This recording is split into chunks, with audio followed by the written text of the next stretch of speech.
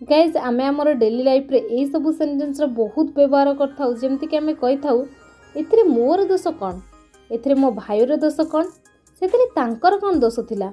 Guys आज आमे यही सब सेंटेंस को इंग्लिश रे केमति कहबा यार स्ट्रक्चर कौन रहइबा से विषय जानिबा। चलंतु याको व्यवहार करबार कंप्लीट स्ट्रक्चर जानिबा। प्रथमे आपन को लिखबा पड़िबो व्हाट परे लिखिबे हेल्पिंग वर्ब जोटे कि टेंस हिसाब रे रहइबो। जदि आपनकर सेंटेंस प्रेजेंट अछि ताहाले हेल्पिंग वर्ब आसीबो इज। जदि आपनकर सेंटेंस पास्ट अछि ताहाले वाज, फ्यूचर पई विल बी। तापर आपण व्यवहार करबे माई, योर, हिज, हर ए सब। तापर आपण लिखिबे फॉल्ट, तापर लास्ट लिखिबे इन दिस और दैट। आपण चाहिले दिस बदले इट रो मध्ये व्यवहार कर परिबे। चलंतु किछि एग्जांपल संगरे याको भला भाबरे बुझिबा को चेष्टा करिबा।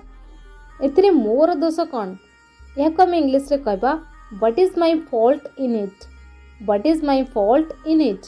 नहले आपण कहि परिबे what is my fault in this, what is my fault in this. एथिरे तुमरो कोन दोष, what is your fault in it, what is your fault in it. एथिरे मो भाईर कोन दोष थिला।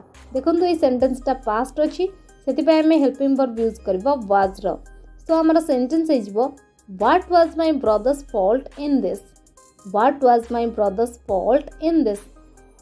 एथिरे तांकर कोन दोष रहइबो, what will be his fault in it, what will be his fault in it. सेतिरे राहुल रो कोन दोष थिला, what was Rahul's fault in that, what was Rahul's fault in that.